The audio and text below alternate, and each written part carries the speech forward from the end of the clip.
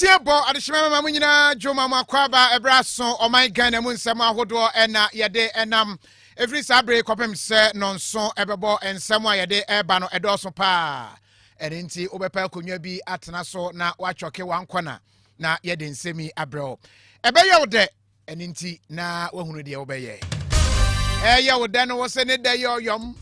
yɛhunu sɛ ade no akɔ square paa ne mmaba ne sɛ ayɛ wo da boro so waya wo hwe enye ye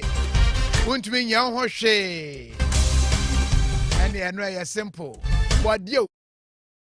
yo yeah badio yeah badio yeah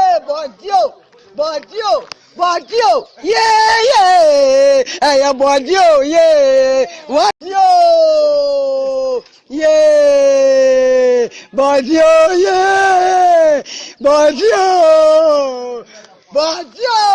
yeah badio yeah aya badio yeah what na just ade no akɔ pa anyumen nsɛm a yɛde ɛba no ɛdɔso sɛ si a ensua mu na gidigidi in fact studio hakra me feeli how a ewie mu ayɛ kusu ɛbɛyɛ very very wet evening nti sɛ oyɛ driver ni na o anya ntem a na wankɔpɛ go filling station bi am tɔpɛ ayi no a ona motorway so a na watefo na kyɛ sɛ ne wonsi mpia nsuo hwe ɔmanfo saa Enyumre yubati omampanyin dada John Dramani Mahama wadi atudwa akyerɛ sɛ na nado danko Akufo-Addo na kwasɛm ni wani ideas bia ni ideas nyinaa sa na ideas no a asa no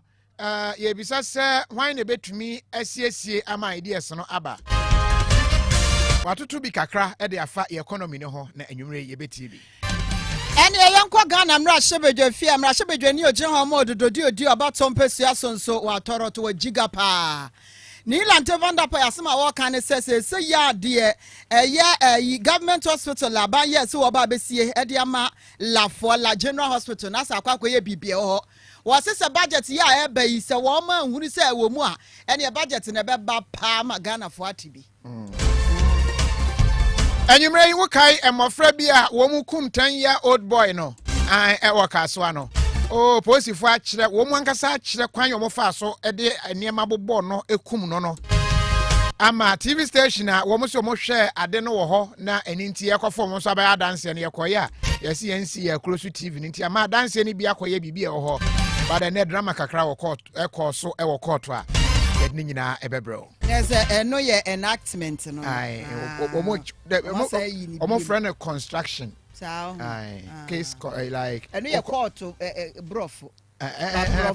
post for the no brof the enactment I say actibiem to say the independence I say kai to say yesu sini yes I Eni eyanko yanim na yafi ani nche from Mantamu Volta region dama ebuaguo anaso se ye bia ma ebu ama nkrofo ayiri afa nkrofo no aye Ghana fo nyina anim sem se adan MP su wo se ne manfo nsuo pansu krugin ya wo mo benem no aye dine panti omayi obi ama wo mo moa ayo mesramu a de akwane de honorable JB Danko Adu wa ubetumi agu nsama ne bia na ugu aka na ka kyene se wano ankasa ma ne sama ya nya adwuma ne case no anhwe yi ade besi benya asi kyese wo mu etena asemi so adi asemi ase ba akwanyem enam se nti ama asemnie no gisu wo ba ye bedi ho nkomo anwumre na ya hwe Ghana waterfall se mu amunya nsuo nom no weja plant no ehwo atokima kakra Eni yanko hanso so ne yanhwe se de African Youth Day eni nyina ye kai se ebibi man nyina mabu na ewomu no edai ne ye si hode ama na no na se mpanimfo ade atodwa kire se enhyehyɛ yahodo bi ya ye se ye restriction se visa ye pe visa de awura ha de akɔha ewa bibire mu ama ahodo bi so a akɔye twintwan no saa mara ne nyina ye nyimfa mfiri hɔ na emmoa Deputy NYA say CEO or no na this answer mo ya to dwa. The airport in the was amere ni mu a enti ye hwese enyi yi ni nyina mfiri ho. No obi antimi ntu kwan. Ah ngura ba bia wa Africa ha.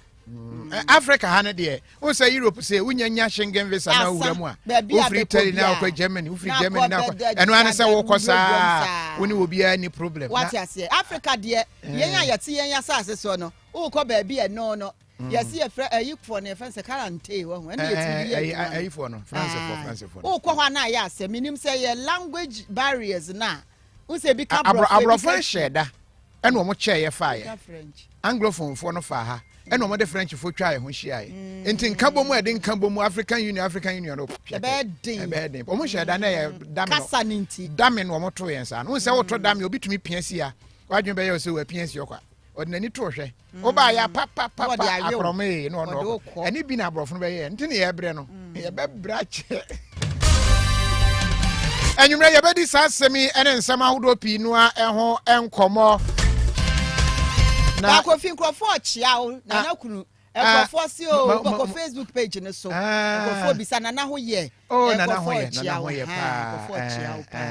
nana abna etruba a ozikan nana abna etruba ese otruma enyo odi ye chechire obehwe na amamfo nyina mampuntu te wada ne fantini am ye ase yo odino ne yo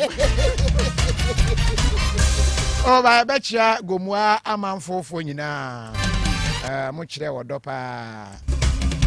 mo ayade ene de bedi ho nkomo akire e bedi ho nkomo akire dey nana no mutimi de kam di ho ana wonka nana metro is title ne kakra the other mintimi nyusu bi kunu na ni ubenya ntidi e fa ne sa na opese men fro nana ka se hu fre nana kunu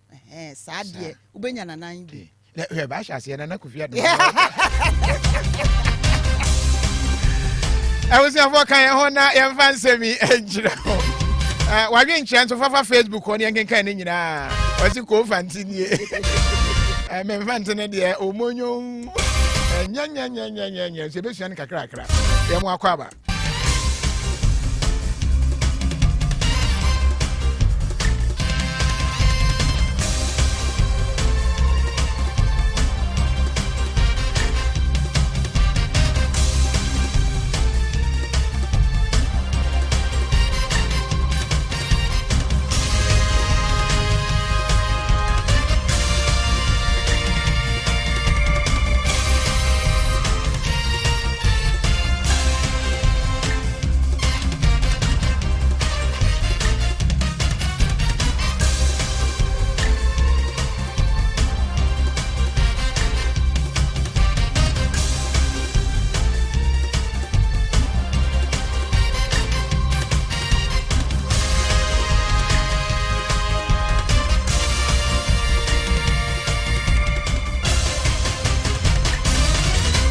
abusiafo na hyemyenhye ensem no ase omampanyin dada John Dramani Mahama e de atodwa a kire se wono watena se ewo bench ne so ahwemu a no ehunu se damia nana adodankwa Akufo-Addo woto se wobetumi e de akwa akroma ama woman yenyumasem ene yensikasem atumi atumpon no wohunu ne se ba bia ekone de by all means ye bete ne kwakwa enya de ebetumi afakra. What is ansemi etudwa nu say the campaign one na ahya ase no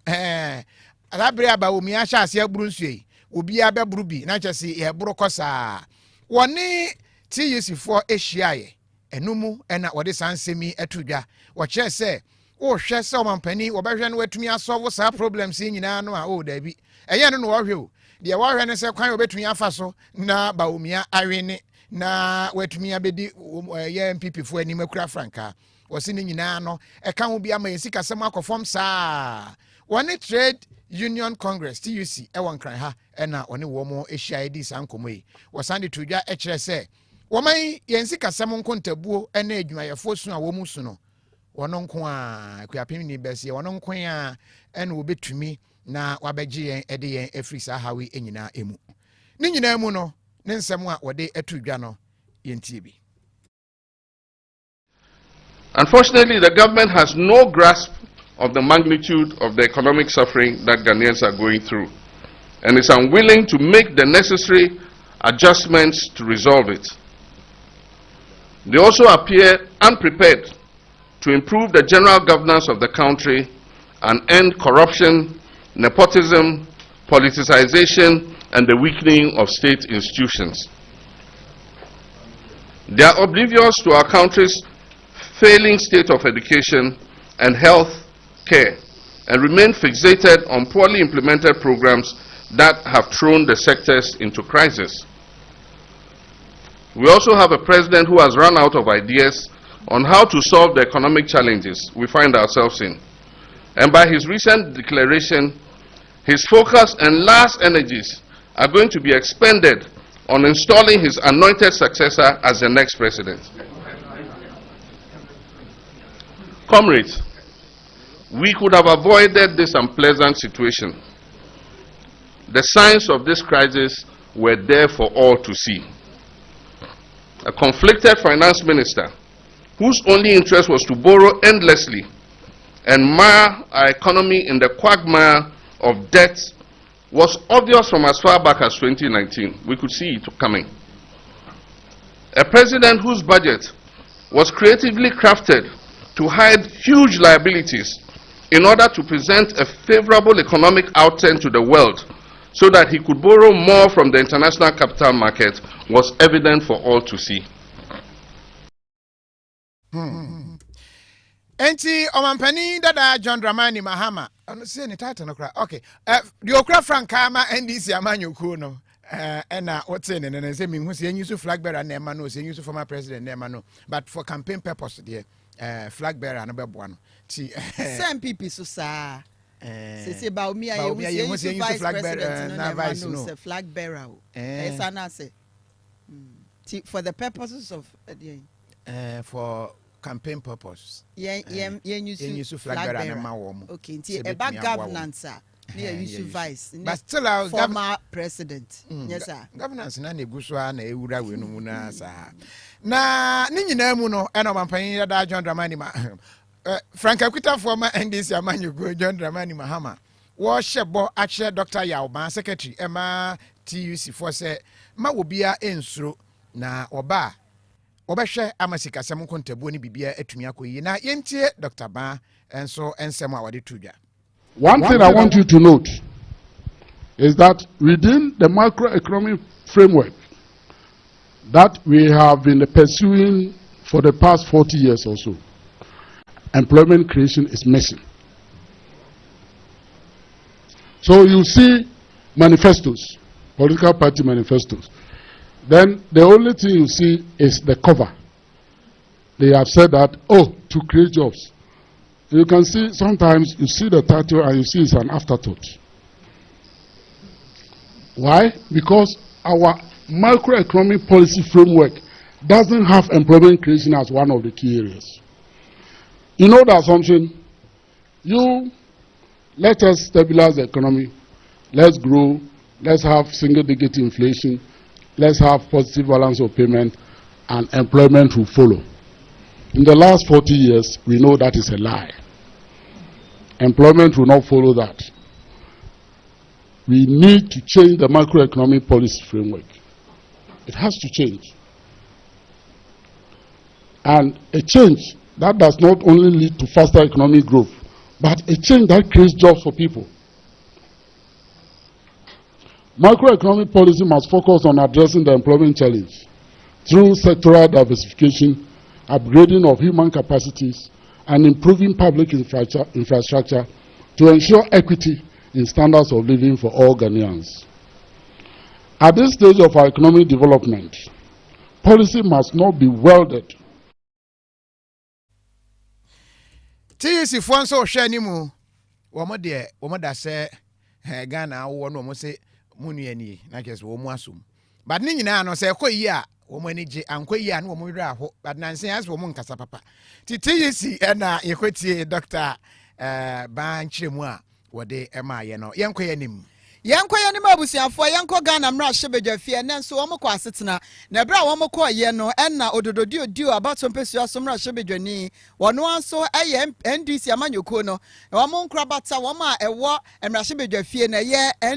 NDC MPs caucus no Greater Accra fo no wo ma di nkonwa no ewo Greater Accra mantam ha wo na ye chairman a otua wo ma no Yera Edwin ni Lante Vanderpool wakasa ye enwo se aban na wo mkrokro de John ema o kan se ebre bia besen kro wode la government hospital ba enti ehu sikasam no na afi wo mo twen pa wo se wo ma twa besine government hospital no wo mu hu general hospital no wo mu hu ba bia afa akosie enti wo se 2024 budget no se wo mu hu ba bi se enimu a eni budget ni mu a ene ye nkan ene nkan mo bia nte bida da kura ensami wodi tu dwana no wasore wo Ghana mra hyebedwa fie na wo kasa e de afa la general hospital no aban ese wo ye no eho adwuma no ba bia akoduro sanse wo mahunu sase aye boshe keke e na mpanifo ba be hye wo mo abesine wo mo nya ni so Yera ni Lante Vanderpool se government no anasa aban no anhwe ye na wo anhwe amo hawa hodo a omafo e wo la efa apomuden ho no wo munya wantimi anso anu amfa ama wo mo dia ene de ebesi bi ebesi e wasa wo musika ebehye budget ni mu bi na boa me ehunu sampa ye ba behye ni ahyase aye ho adwuma wase ankoba ne sa ene ebe yire pa wase aban na konwa ankasa wote so no esi eyi ga fo wo masase so nkrafo asase so na sie na ma komo ayi apomuden ho kom di wo mo ehun si kom di wo mo sasen ese mo di tu dwa nyina no en wo kire mu a kire se emrahye bedwani a wogina ho ema la dade kotopon abato mpesua so onunyan forita na odole sowa en wo kasa ye sanse no ono so kasa afra aban se wo sa aban ye bibia obetumi se de be ya yaresabia ebi bekọ ne manfo ho sanse wo mo bre pa wala dade kotopon ho no mo en ono so de ne de ba beto so se la general hospital no a eni ho no ha dwene papa enti mpanifo nhwe nka ho asem yenti on manyamfo Edwin ni Lante Vanderpool. I want my people in land to also benefit. So I know you will talk for us, you will speak for us, you advocate for us, that as we are speaking today, in the next budget, we will want to see a commitment to the commencement of work on the large general hospital. It shouldn't be any promise. We want to see it in the next budget. Mr. Speaker, on this note, I am the chairman of the Greater Accra Caucus of the minority. You are on our land, and I'm assuring you, if we don't see it in the budget, we will not make the budget in this house come out. We will make sure that sitting will be disrupted until we see the large general hospital captured in the budget. We will show you that we are on our land. This will be another showdown. We will make sure that the Minister of Health and the Minister of Finance will not enjoy the peace in their ministries. We are going to marshal the people of La and Gamachi to occupy your offices if you don't work on the Lagena hospital. Thank you, Mr. Speaker. Any showdown pa no man for a walk as I see so no yi ododo mrahye bedwani Yera Edwin ni Lante Vanderpool na nke koka yi Banaman yes Vanderpool na Vanderpool de yankani ye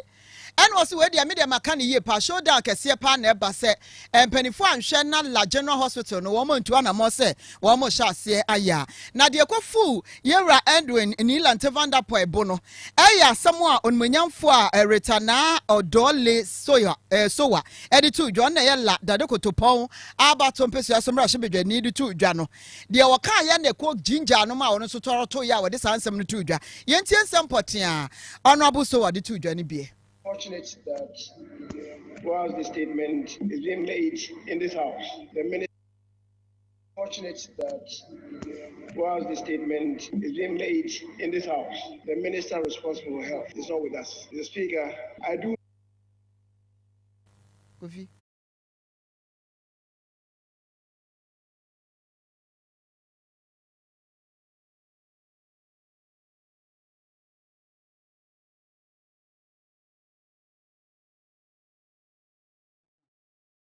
Kwa woso obedu hono na ye too late nkofo elu so mo baby film if you say mra o mekwa kodu ayarsabia foforo no na bi ho ho na ye too late obi wo kwa wo so obedu ho no na ye too late nkofo elu so mo babies ni ade na me manfo no eye omo ya de bi omo frame omo medin omo de frame wo ho no nyawo obatampa nyawo papa wo hospital e no obatampa ye hospital now nyawo papa de bi obi ba me office for constituency ho no hospital ya sem na home nti eye omo dadwen eji amaba komewa akeshin sani mawie hospital ehe baby bo amenye pa no akewa municipal assembly omo refi say municipal assembly ese so omo kọ ho ekobisa sensensem yi nanso omo ba me na maye mrahye bedwani miji member of parliament sani maka me noko ewo nye mela me nye nkwami nnako hospital ehe hospital me ndanto ho kraye me di akira kosi se me hu se enne ye two foundation man se kashi mana kashin lelen efi ama ahunto edake bia na ameken ye mfi ama ahunto kula da ne ken odolewe na no la Awusiafo nmanyafo Rita na odole sowa oye mrahye bedwani a wogina ho ema dade kotopon abato mpesua so na atse se wokasa nti hospital no de ehiomanfo a wo mo won mpesua no so ho pa na empanifo mienu kasa wieye na majority leader onmanyafo se mensa bonsonso esori kasa na nasema woka no se hwe enka hospital no ne ebesi o na IMF for conditionalities ni bi ene ma afede etwa sensen ye bra ye de ensa kwo hye krata na se wie ya apɛ ena hospital om si gya mamunsi eti se aban ne hyehyɛ ya waye ene se sa agenda 111 na wode CCIR sabia wo mansi ahodo ni mu no wode sa hospital na ka ho wose la general hospital no na ɛka hospital sa ahodo nsia bi a ba akokura na wose ba ɛwɔ so ame abato mpesua so no ne mpesua no so nanso IMF nsensem no a ɛna akɔtwena sensenti se aban se ensia no a aka no wode ni nyina be hye agenda 111 ni mu ɛdane se boɔ obesi. Fortunate that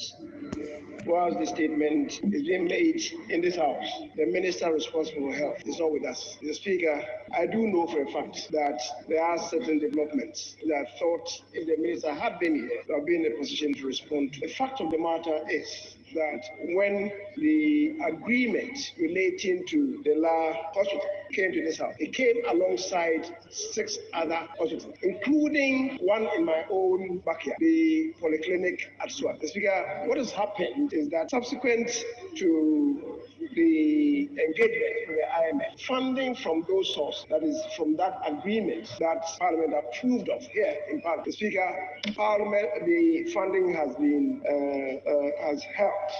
withheld by the sponsor. The Speaker, until the nation is giving a clean bill of health by the IMF, it's going to be difficult for the funding to be released, which is why government now wants to resort to some other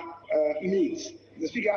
I know on authority that government now wanted to situate it within the context of Agenda 111. However, if you should resort to that, it will mean that the facility will have to be scaled down a bit, which is not what was originally contained in agreement that came to this House. The Speaker, is the reason why I'm saying that if the Minister had been here with us and had spoken to this, I do know government is trying to find a way about it and dealing with the contractor to get the contractor to go back, and for the time being,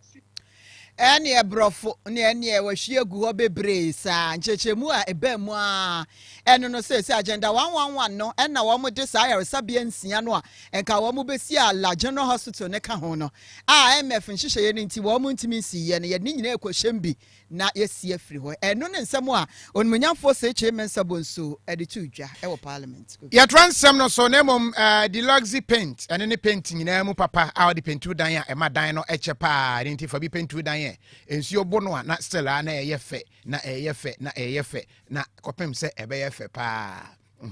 use the luxury paint eno ne paint mu nyina champion and I don't go soft drinks in there and one will be enom very very nice pa unya don't go soft drinks angel cola nibi oh the angel peach angel orange angel mango ninyina na de color angel den yellow angel vitamin C. In fact unknown sa we na and I'm citric we say no very very vitamin C rich ti mesere wa bomodia ne pebi ne very very good mama hwe vitamins no vitamins oh me check am me nya na aka ho ama fiber wom protein wom sodium wom salt wom fiber carbo chese bebre plenty etc nyina fat na enim fat na ye zero enti betumi afresa number 0543 929322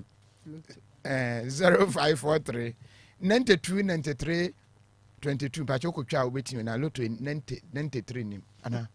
93 100 nenim Ucha lotach okay. Baby o me na me kwa brasa na mam kotwa bi wo ha me se number ben wase de opa bi a ti ubo me duru wa me ti man bi a ba me so 120 wase de bi ni bi na ma no abum me no nti 120 no o ye ne bi a 12 no afa 1 10 ti wa pay me ama be hu aso na ato any papa no look to doctor abusefo yankoya ni mu Mesewa aduane be ya oda Remy natural spices ene ma aduane de aduane a mata kirema excursion wo ododom because on person obeja mu no 1 grain kra o peni nyina no wadi because de eno any Remy natural spices we no akoko ye won spices se wo ye nkwan ye won spices wo ye my favorite wet jollof rice eno so ye won spices ena apapo o pe goat Obaasimaa gwat eno nso no wanya na pesa wo spice na your Remy natural good spices I'll be to me there tipe bi sesi ya na fa waduane na ma aduane no enye de me nkomani na ye ne amabra ko eni nkom officer ne investigator wono en wache mrantie mienu a wo hwehwe wo mu nsemu se wo makum abofra wadi mfie edu Ishmael Mensa Abdallah wakum no wie ye no ho nsem aye bebre wo kai akoto mo ko ho abo kro mo de bo no nyina mo de bedru court dem ho exhibit wo ho anu mo de aba we yaba exhibit wo ho anu edi we yaba na enne court dem beto dwa say de TV station kra nhofra ne ka so mo hunu sa de wo so no wo mo twere nkrata akọ ho a sa TV no kra nsiefu akro so TV ne down nti ama ho nso no de no obesie collaboration unche dentimi kekensie ni papa akoye bibi ho nti court anim ho na hunu emrante no se wo ma ya akese wo hunu de o hye jalabia kakrakasa no ene de o hye pure white no. These are the little boys who were little before they killed the little boy. Say they have become complete adult. Oh, ten. O ma say public case nyina wo manya bi. Ena wo mo nam ho no but ye di wo mo case no ye di ne se wo mo ye mofra ana se asotwe kora no a ye beba mofra de ne ye de amomo but wo hunyi wo mo anyi wo ma fine ena wo mo nam ka no medal ho ama bra kwa mpofo sara ye mo akwaba boko de Christat enne no de pie wo court no betunya asesa asem nani ana se de omo ye na reconstruction ana se reconstruction scene the course ho no reconstruction scene okay na reconstruction scene kra we reconstruction scene pictures enom de ba obeka say JB Danko education mbeka say omabo video bi a reconstruction scene video a wo kire kwan of us nti we no ye de nkwala ne koye na reconstruction kokoye nti esan say Ishmael Mensa Abdallah no ya kwala ke 20 ye de baby mfo ene koye ene ye kire se nipa mienu bi an kire ro a o play ye into we videos ene as exhibitor ye de ba court dem a baako tokura ye de akwala ne fam ye dan na chi no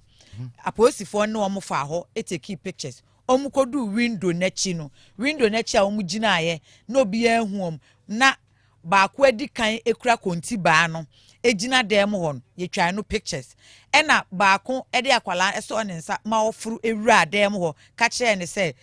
game na ye de brew na hyekotokuo me na da form ontu kuntu mu na fa game yi fi kotokuo nim no eno so eho pictures ewo ho a edi adanse anti kuntu ho no wo kuntu ho no ena so omo de aba no ebo no kon achi kuntu no agine de e dangerous o any time I can't just say kuntu no be careful. It could be in any form. Say, oh yes, so offer game no and on the contiba no ebo edi kan ebo na kon achi ti ode ball no wie na abamu ano emuni ehwe fom ti omuni hwe fom wie ni nyina pictures eba ya na edi adanse akere na Kofi asat now ene na meka say investigator asem no ekura no hwe time a arehosem ni si eni nti Ishmael Mensa enkwala ni we ni enkwala no ene no ma ye mpanyin for sa just 2 years nie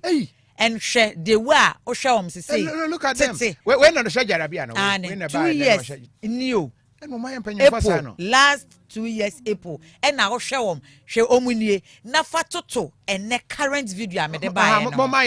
no look at them omo anim dua omo nipa dua ada ye mo fertilizer bia na say ye ma omo hwe wo mo share police custody omo ni prison police custody because omo ye juvenile and a minor young offender ene me ko America say o ene ji sa ba wo anya like ene ye be remand to prison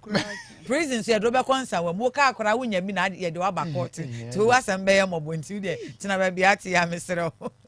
no o mo nyin tempa yeah enti nkwala no enti ene ye investigator odey ebo court na mane se omo tro letters e de command but mama ye nkra no video no before no now no say afi na nkofo adwan ba omo ba be hwe and this is the then yes nkwala ni omo susa nkense se ye bobat for ye person nkrofo hu nti omunye o te ka no nyina se no kasa ahapere yes no ma warning so okwa abo ba sound work sound ka meje di sound mo ma ya audio no na yentie Angel FM na ye mokra nti ye sound no but because of story nti na mama ko retrieve this video the nti Ishmael Mensa Abdallah ene da ho we ye amna na ye finifini ho ekoyi ni edi free mu no enti all this and a reconstruction scene na aposifo ede enkwala ne call so obi ankyere ne oye ya e take pictures no na kire say TV station a enkwala ne kire so omuhu okonfo ba eye asuo nu ewo ho no omo tro letters to command ye di kan Adehyeman TV Adehyeman for kire say nokre ye hu okonfo bia ye ne okonfo bia sa enye adwuma Lucky TV amonso se omunye bibia sa enti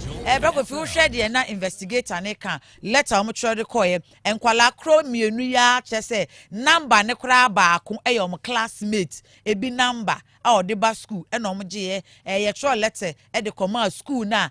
abamu ane ba ako ekono eno so school ne kra se edi ne kra omo nji bi kra wo school mu wada edina kwala ne boy ebi kura ani wo na ko ba se san number ne kura because konfo na nkasa kura ne se nkura ne oni omunnia ayi bia abra track call history so kire se eno so wo munya frɛ obia na TV station so eno so ya tun bibia ni wa omoje ne phone so adi omo boy so school mu so bia ni se school mu okura bia ni ti ye nim se nkwala ne bo wo mtrim this children can lie these two boys they can lie like this omo bo mutim na omo kan ni omo kan na se eye boapayo omo de bibi sie obia entimi ehu enti na investigator no aka ne nsem nyina the pictures owo ye tro enkwala no anu asem charge won with a charge sheet caution statement ni ade ni nyina e de ama court they say we wie ni evidence in chief ene ye fi ase aye ba be cross examination na cross examination the first questioner ye bisa no ene say how many times ena yede nkwala ne fi kaso a ede ne brain no e wo headquarters anase police headquarters omba ho mpen o chese mpen ba akope na mpen ba akono pen na eye 12 April 2021 a commander anase investigator no ene wo kaso a eye detective inspector Jefta Ajeman ono ede nkwala ne ba ne nkrata na ka ho ni nyina e ba no temuafo ni bisa a very salient question ba akom obisa investigator no ese osre no TV station anase radio station say obi pe information e de afiri ho a ebia yete he ne ya story bi yese yeti amra anase ya ye bibia nse ne mfata na se ope information de afi angel na oba angel na angel for catch say oh ye nya bibia sa ehefa bio ene sese woko anase ehefa na woko for information e no kire so oh eye NCA e no bisa ne say okọ NCA na esan say o chese two stations no ukọ ho wenye information bia ukọ NCA na o chese there be wanko NCA Kofi asem no afe ne yede awo ha nyame ya adoma wo chena ye betoa so afe ne ye be cross examination a lawyer for no so aka say ekwan bi on be fa so a okonfo ba no e be ba court dem na ono so abeka ne onim esan say nkwala no bone ezuso mu di ni nyina if you see something say something if you see something do something eno ene nkwala ne hu ya omutu hu anamon fesikabra fa nipa bra no eno ne kofa we ba nti o kyenya me ya adoma ka so ankwala mienu ni case ni ye besan ato aso ene ye ka so ade no ye hwe se de bekwa kosi but ba ko a se say aye something which is there bibie wo ho wo hunu se kwa nanim se ba nachi enfie ba yansu nie enti se sa bre na wa mba cha abofra bi a wadi 7 years asem a ye kan wunnim mpo pani no kora wunnim no enso no ye mrahye bedwani JB Dankwa adu ono ankasa ne fie a wode niema agyewa ye ne wall tenten the security niema gugu soro emrantie led by abrantie ba kwan fe ne sexy dondon on that screen ne so no etumi ewura fie ho ekokum honorable ya wodanchen ho fefefe till now asem no ye nhunu ba bi a eko na ese de ekotete kora ne se wo mu ayaka wo mu abom se asem no wo mu mfa wo mu adwen wo ho mmra na yentumi emua no yese baako so onyimu so awo yese akwa little baby girl na boy dise kra yenim enti wo na wawo ni nti no just wo fidi akora ni free maternity we no mu ansa na 3 months yeah no maternity leave 3 months ana ye di bi aka ho ade owo ma wo ntumi fa akora na mma ho me ma no fo nche hey Brakofi asem na ye kan ye very serious san say JB Dankwa edu case Brakofi said ye wo ka asem no case we aye kona bra nti nka bebia ye du ni kura de obi beka say ye wie ni say mu a na Brakofi arehosam ni say ye befa obi as a jury member ye mfa obi a wonyem a onka ho because okowo a sa o how we ene ye be face and jury ni setting up time ben yes setting it out immediately aye de onipa no akopiem wo high court yes setting it up ye fa nipa bebre enti se me ene ye de kwadu abome a me na me betusu nipa omo metena ma asem so unnim wo mo bato hwe minnim wom ye trocho omudi ye wo box bia ye fa ne black box ne de agum enti clerk ne de ne nsa numu a no yi ba ko a ne obeyi no obebie mu no e bia Kofi Adomah na Kofi aba nanim oba nanim no hwe Kofi anim din a okay me pe Kofi kwatena se oyi second one okay Serwaa me pe Serwaa kwatena se ye me na me di fo no me na me wa ye de kwadu abo no wo na wo kire onipa a wo metena wa asem so na bra Kofi mpem bebre atemuafo ne ka se mempa kwakora mempa obi oye ya afo because ebebo ama case no a contentem ababa wa we ni ha dwen titiru pa wasem se bra Kofi ye be ko legal break enti sa nipa yi sexy don de chusu omo yes sexy don any Vincent Bosu ne chusu omo ono an ne chusu omo ono ne chusu omo na bra Kofi ni ha dwen kakra kapa wasem nim se ye be ko legal break otemuafo ni yesanka ne mpa ebom ene se onyaaya nka afi we be kwa wie ye de na JB Dankwa edu case ya wohoro ye nsa fi na ke ye wie na baabia asem we fi ba e bia na nka koda di enti ye fa date na ye fa date be bosome said the jury members no bi wo case wo baabi foforo krampo a okofa another date obeka se o temuafo me wo date we didn't ye mfa ye bia awia ana ye mfa nopa ababa wait na se kan na no tuma ye fa date mako be edu ani nyina time ka ho wanka se ebia mewo eda se ana bosumi we mu ena ye nyina ye hyehye date ni din to October ending ye ko legal break ni baye afi asem na se abra Kofi ye ko baye sister se wawo eno temuafo ne frɛ no pa ne chokra se ebeye ya wosere no on the chamber ho kakraka opese ode ne gas besi okra no aduane ma ne bana anka onfa mra abra Kofi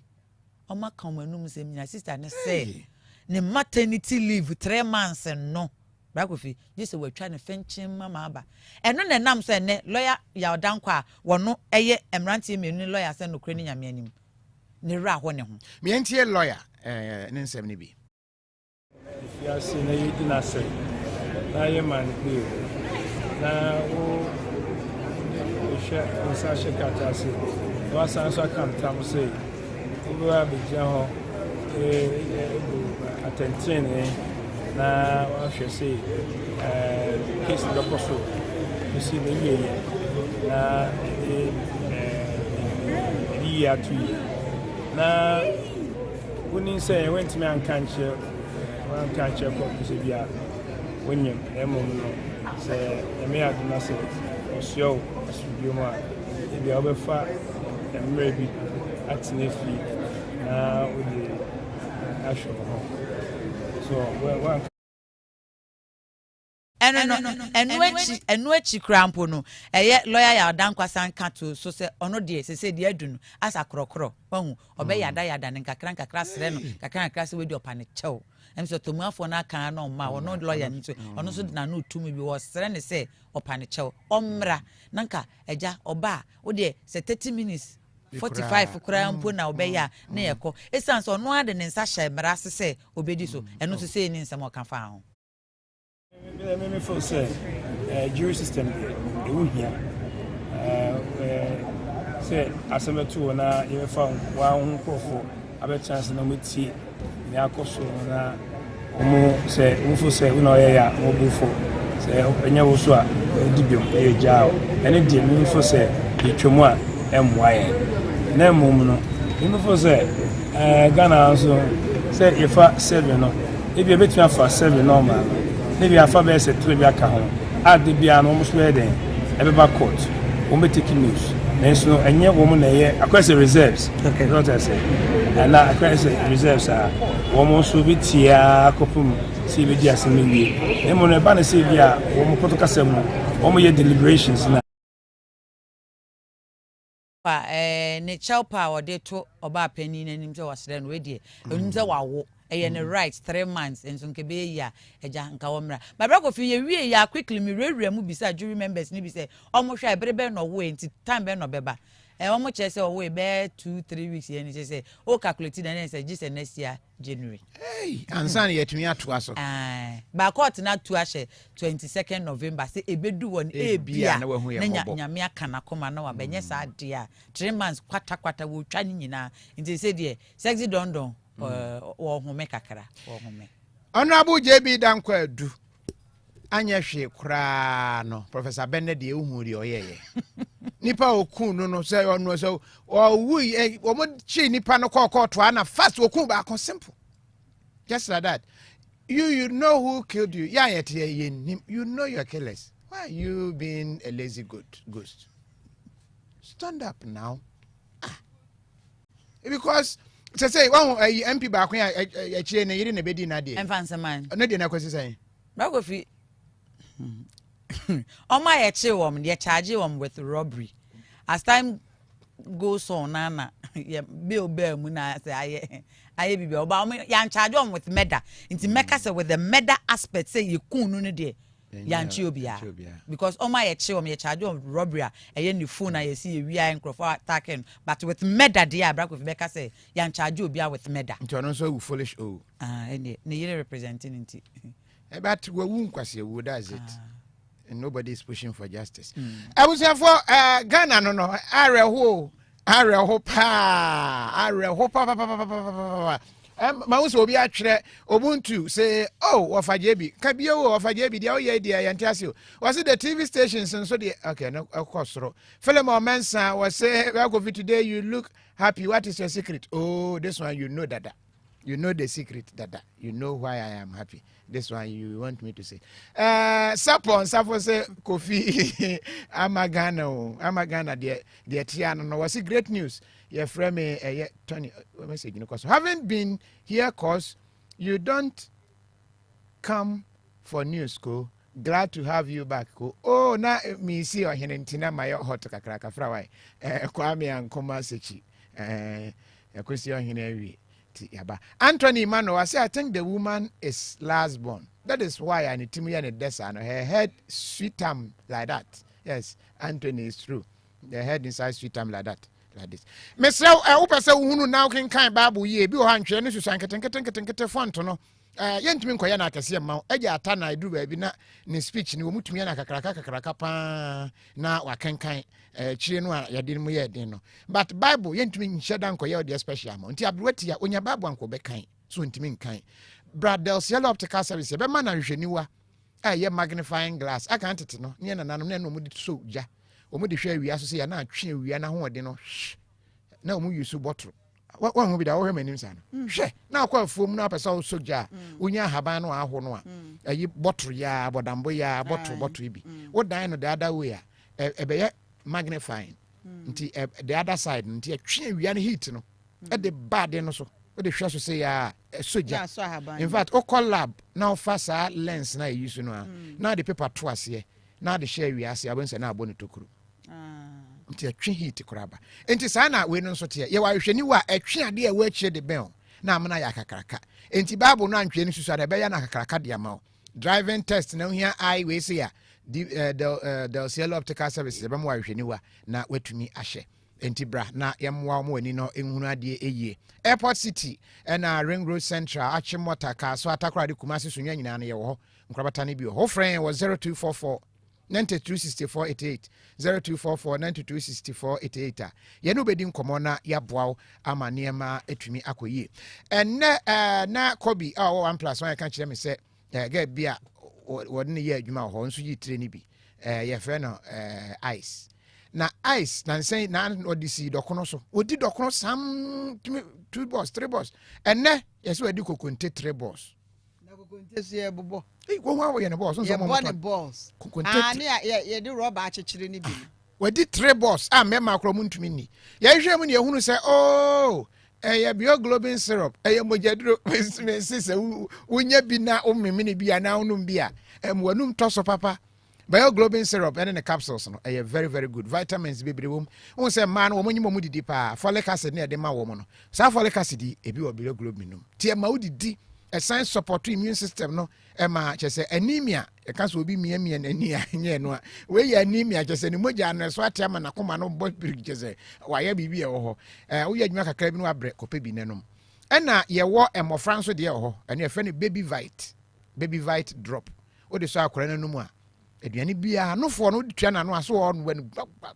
wo be da ma ho ato nya sa o da kakra bi na ni ate fa so nanum no wontwe nofo no wo me a obeda na so ho ato ena ntontom nso na awe wa na ni nse ba bia ye de ayi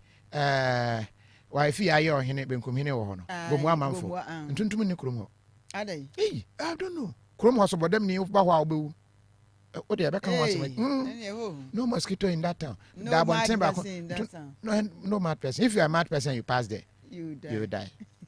yes Mr. ntontom ne de se wo we a wo area wo no ntontom wo ho a unya lumi trust na wonom ebekum entontom mu ana omode aba we de num de fe no plasmodium no ebeyi ni nyina de afiri ho entipe bi drugstores na eba shops na ton bi but wonya bi a wo hwehwen na wo frɛ Pharma Trust for 0561 088666 0561 088666 a yebema obi na wo de agu o drugstore no emu sasa that kind of drugstore there be a drugstore yenko yemi any non lafa lady clean so ho nti nso pe be 100% about feminine hygiene wash oba udware aya fa bi wash na mu a wo ko afichire wo ya ko last end no the end ne ya ba ne hono mo ba bi no aya na dia wash da bia ma ne ntimi wo ma na fa lady clean ntimi wo yo ba na mo a wo na e ma wo ma ye ne ensipinsi na dom about center ne dia ba wato apete ba bi e ton ro bia o fra 0268229862 and 0240981592 adodo bi a wo pe no nsa be kan wo se enu papa wo krom nti aya mo ani na ho na pe bi na so emo a ene ye de agenkwa liquid fertilizer no so aba mesra wa dansa ase na eye na udidua bibia ekoyie pa Ghana de ba bia na ye wa o tiles so kure tutu na pe baby futuro bi wona de bibi tua ho abesebese afifi kama Ghana de saa na de ohia ne se obehunu de beboa ma sa aduaba na wadua no anyini yie na anyini prom kama no a ene agenkwa liquid fertilizer eno ano yensuo na aboa wa ma afa bibi akonka ya formulate ne kama ya keka bomu fan ya aboa ema no baye enyini kama britie be organic anti chemicals bi anim toxic chemicals bi anim na medical kana ya fa na genkwa liquid fertilizer anti ya kana say akuafo no bi a empe bi no fan google no baye so na emmoa won say udua ketewa bi no na the fertilizer ne guso na afa utwa ne bafu kama mesra wo pedodo a no akohu SAJ agrochemicals o me na de aba fra 0535 007502 and 0266 300 06 8 na ne won mo kasa ya bosu say ye no yemfe ani enche from Mountain Move Water region na ye ko adan abato empesua no so hono mo na enrahye badwani a ogina ho ema won mo e honorable comfort doyu ena ode atodwa na sema waka nyina no se dam no a ebufa aso na fe ma nkrofo bebre nya baabi ntina baabi nna no ama se ensuo ho akwatwe de ama won mo panti su papa ya ye nom ne mpesua no so fo won mo ni bi enti omanfo mra won mo moa aba no so fa ne ho enhyem wose de ma wo hu ye kra ne se wo firi nkran tu any deputy clerk of parliament ekoi yera ebeneza ahoma wone no ko ho no koye eko ho nsra kakra na okoye no wo hu se school fo nkwada no nsuo na yese mo mo nsade no ano mo sansan se ensu papa na ebi ni ho ene woduedue mu akobisa na yese o beye na wotwe mienu abese kro ni ekura no enkwada ni bi kokose nsuo ni bi mebi kotom emma ba ko awu ama ekofa rehu sembebre e de ba ni nyina ne se ensuo kan pipe no emma eti wasrese mpanifo mra no meboa wo mo yenti ono aboade sire ni bi to Mr. Jetro, that's the deputy clerk. Since the sewage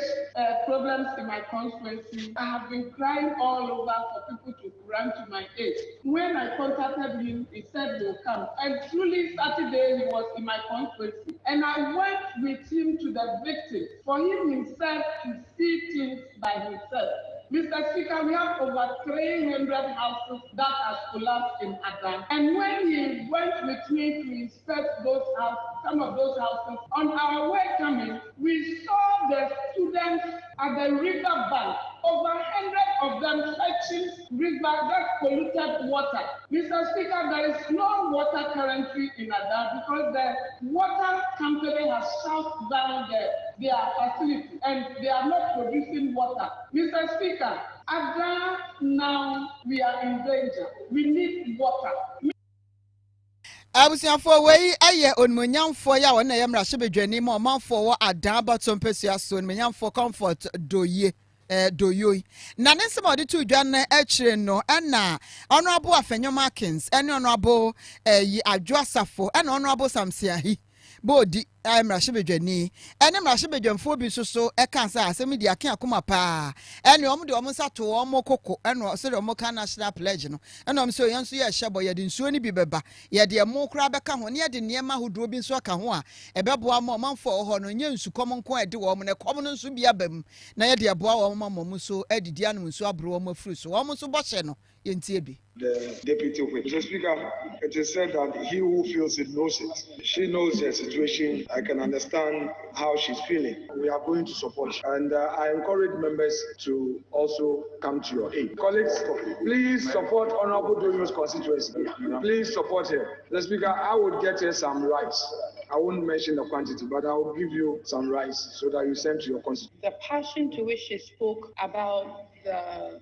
issue in her constituents. I have not been able to visit some of the areas, but at least we're all privy to the fact that a number of our media houses have carried it. And I think that issues concerning children, water, food, health,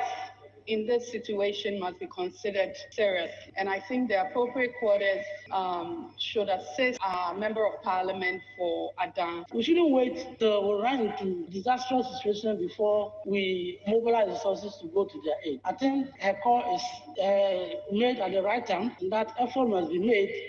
to make sure that the situation is brought under control. So, Mr. Speaker, I just want to urge you to prevail upon the institutions that can support her, and for that matter, the constituency, do the needful so that her people will not continue to suffer as they are suffering now. Eti abusuafo sɛ de mote ye no a ono abo adwasafo America bro for na nko ekure ginam de ne wara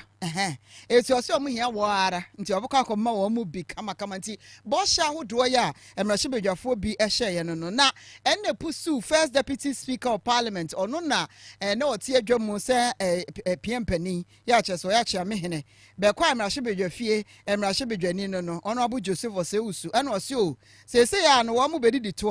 emrahye bedwafie se 100,000 bags of water sachet water ni bi no pure water ni bi wo mu nyina mo abosika no no mo to ne si abum fa nkofra mantam mo titiro ene ada no fa nkoboa no manfo nya nsupa no areas up north of the lake, Yeji, Makango, and those areas. I think so far the focus has been the communities south of the dam. So we should now look at what Parliament can do to support particularly schools, as mentioned by the honourable member. I wanted to suggest to the caucuses that probably each side could procure 100,000 of sachet water to be distributed to schools along the water course where flooding has happened, such that their sources of drinking water have been contaminated. But it's a suggestion I'm making to each side. From your caucus fund, contribute each side 100,000 sachets of, not single sachet, pack of water to be distributed, so that it's not just Ada, all the schools along from Yeji down south, or some are Makango, all the way, so that at least we are sure that there's some supply of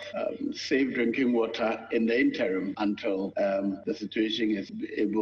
we're able to normalize. But this is my suggestion to the caucuses. I think that this statement has brought to their attention areas we had otherwise not overlooked. And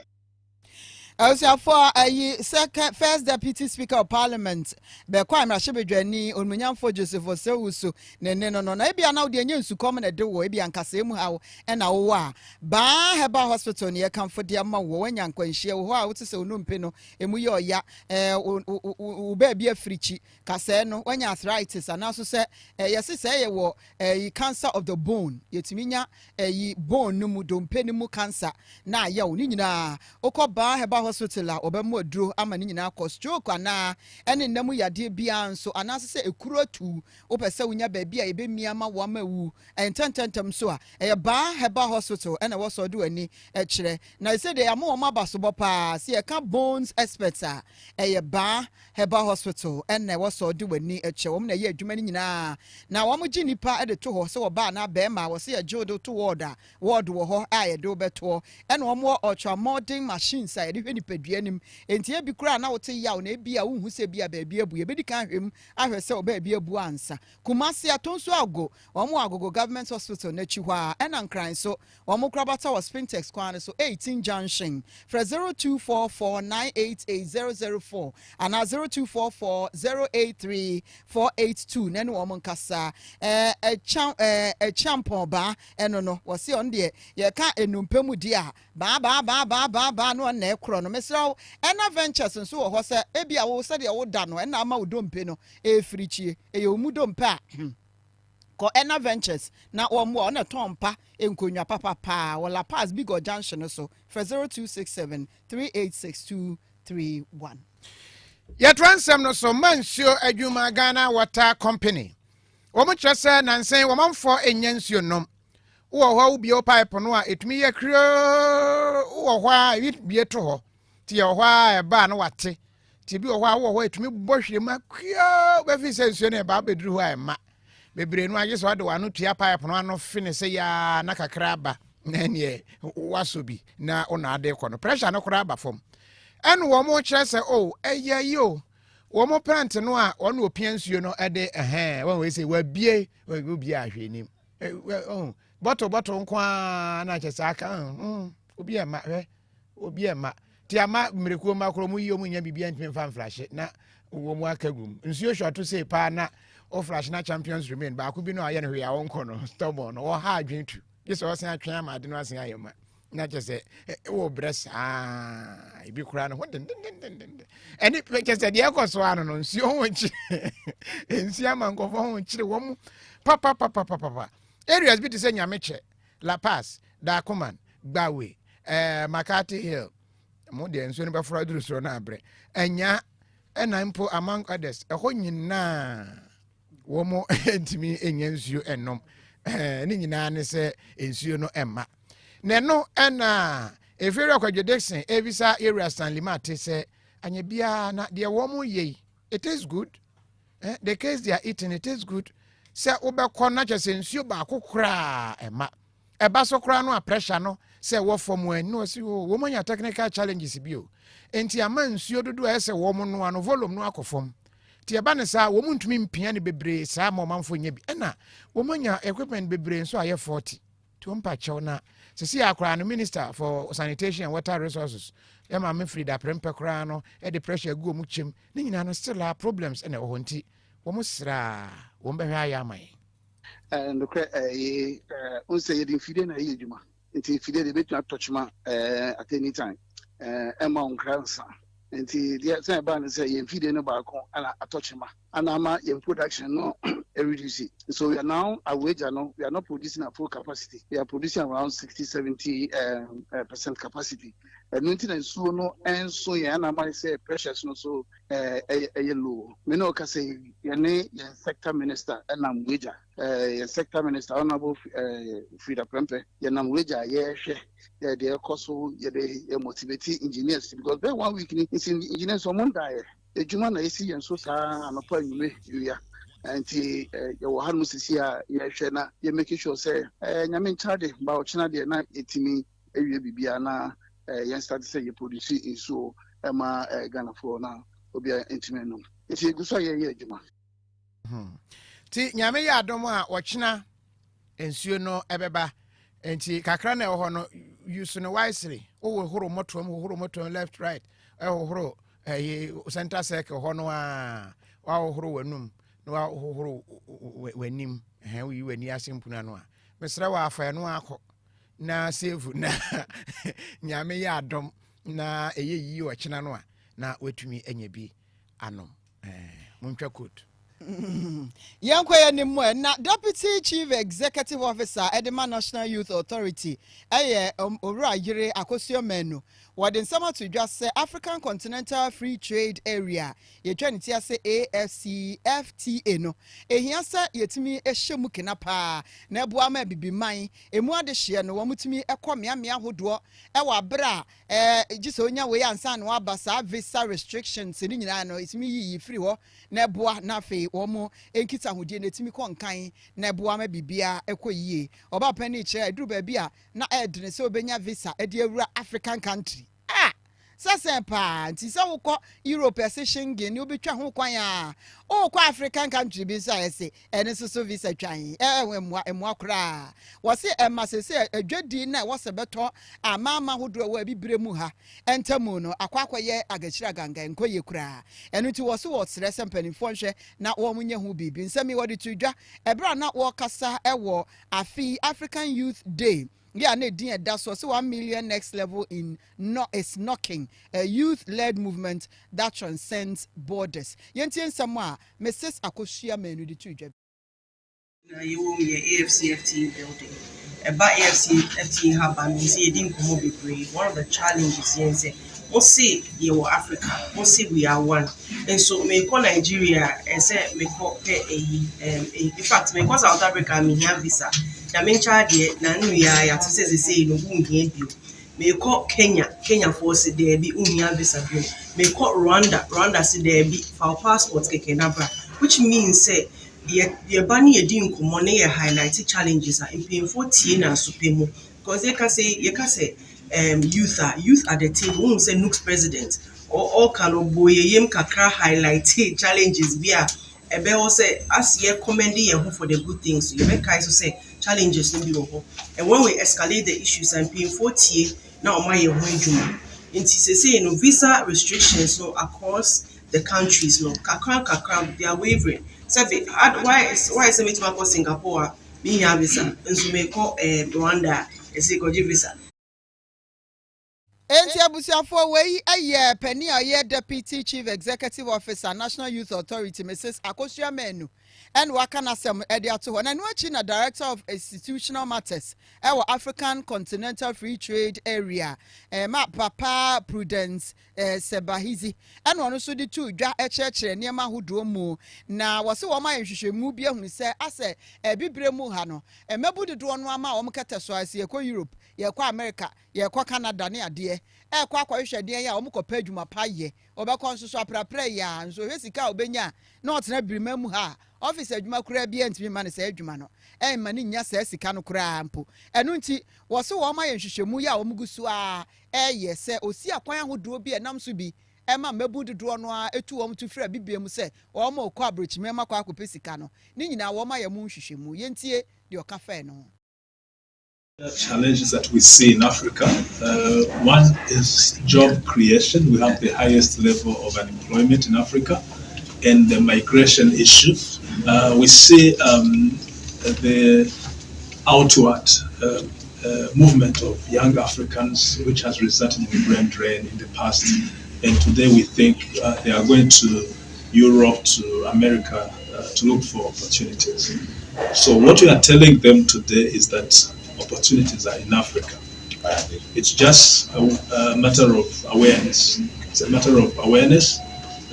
Some of them may not know that now Africa is opening up borders to them. If they are not able to find opportunities within their countries, they are free to move around Africa before they go to Europe, where they be probably mistreated.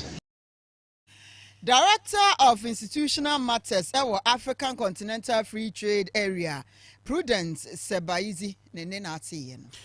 I was here for Yatwa and some no so aqua tremantem. When man son no Grace Gift Tobacco Clinic Sebra. Ya de bia how titi will be a dear wedding bia na fabra na ye wo ho adru. De any ho adru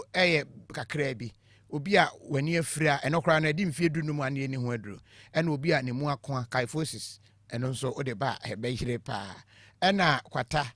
eno nso ye nya ho adwuma. Ena obi a naso asi eno nso ye nya ho adwuma. Wo ye no firi mu a ena afa ejimi asa de aka bia ode ba ye be hwe wa ma ho ato. Enti brane ye moa na ahoden entumi emra ye okumase ohwim school junction ho abu akwa koforedua kwan no so ye ben Gao filling station na nkran ha Achimota Petroleum Bungalow he ya ye ne Family Life International School ni din hwani mu brane ye nhwe moa emma ho ento ye number 0246 518 003 0246 518 003 na yemwa emma bibia entumi enkoye emfa emma abusanfo atwamantam osofo a wo ho eye Western Regional Minister Honorable Kwabena Ochireda Komensa wode atoga na fo animu se eho behia pa somanfo beka ya abre bia atwam jeje Florence Mirwane bese jeje Florence abreso en wo ye se ye twa nua dodo enti ekofa gas ba ya ne ye gya nua itwa se de so gya ma gas sha se ye adwuma no wasesa LPG liquefied petroleum gas no eso bia de ye adwuma wo ye hwe ni mu se emfie aduonu adiasa 2030 nuru ne de na chese niema akoyie ama obi a nkotwetwa gya mfa ma ye we bia bio wasan kire se mu nso pebidie dodo eno na bonde bidie de nkwan bi wo ha onyi so bidie ya na nyedo se wa namba yeah bidie ne pampan ne komu a mani yete na no kra na ye duro so wote se obi nu aduana ate sent ne ye bidie so eja na ode no a wote na why imagine say ya mo bibiduro se no a ode kosi gas ya de bidie ne no a enya adwuma bidie ne de no a bibiduro nti de no na bo kan say ye nya bidie no na ye nyusu gas na na bebo pa ye ntie Kwabena Ochireda Komensa Saturday, the Ghana food move from. Let me, no ni you know, me ever call LPG gas because LPG gas no also when you now and more now there in your lungs problems. Now about Boaso, they save the environment since you use gas because in any environment now temperature no we are right opposite. Temperature no so akosura ama isu oil ne ice no was in your stand element o meta na isu obogu puro bogu yan rivers bi so akosura no so the flooding ye ne odreba Tina eho asem eno ti se de ye se ye nyusu gas na Chief Executive Officer Emma NPA Dr. Mustafa Abdul Hamid and so the tuja chair say LPG ne de aban na hwes pa se ebetumi atrafa ba bia na ne beboa ama obehwe no obi hye na wusie na mu na eja kakra ya so ansa na eja no ebeso no obebom sa na wusie ko ani ayekọ na eja de ho nyina yetum bobo sen ho na ayekọ ase obi sen na chese sa wase air pollution ne ade nti gas ne de eno a na ye nti wasrada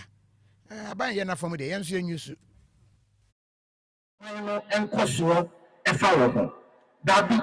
politicians almost ye ka politicians a omukura positions na bomu a omu 500 or 600 people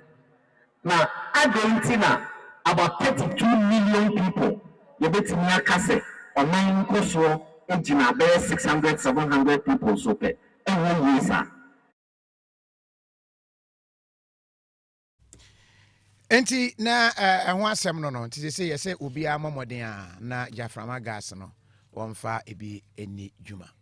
Ɛne yɛn nso bɔ mmɔden a sɛ sɛ ɔpɛ sɛ otu kwan a mema wo nte sɛ last chance travel and tour say ɔno na ɛbɛtumi de watu kwan mesɛ wɔ adanko kyinkyini bebree wɔse ɔno na ɛwɔ the Midas touch a wɔtumi ma wotu kwan ntɛm sɛ ɔkɔ Canada, New Zealand anaa Poland, Estonia, Portugal, Singapore, Qatar, wopɛ Schengen visa, wokɔsua deɛ wokɔ hɔ nsra anaasɛ wokɔ akɔpɛ adwuma a last chance travel and tour se menka nkyerɛ wo sɛ ɛnyɛ me na me ma wakɔ ne mmom ɔno na ɛma wakorɔ etimi so ne numbers me de tu dwa ne mmom nkyerɛ na kyerɛ kwai ɛnkran ha Kisiman Junction on ben pure fire asɔre no frɛ 0553 985 231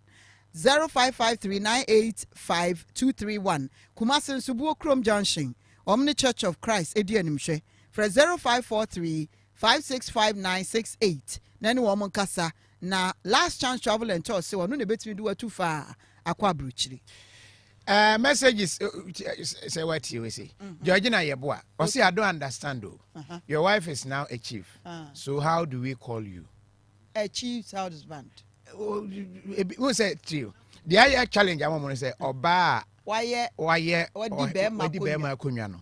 entina unti omo pese omo ye memeno oba so say na in fact the fact is say oye ohene wo be ma konwa na say or ni role nyina ye mema role doesn't negate me to be a woman. Oh no, I am still and in fact I am a journalist. I do I hear you say I know be a trainer and I do my wine and one simple or the oshia me a kuni and also cry Nana, you say a giant trainer. I hear we say and so your ban or your bear man, go and an air. And you now could dear Kunya and ka so di mad you, so di mema you, still we and an air. It is your bar, we and a nekunu. And one fair noir or an anakunu. Why? Mamma fan and nebi Antoine did so. Oye nana kunu. Mum friend nana. I was here for Yadimusia or TV Sonia Traswa Radio so. Fini Kofi Adomah Nwanwanii Nana and Kratwahine are Odikai. And you may Obaasimaa Serwaa Akoto. One beba.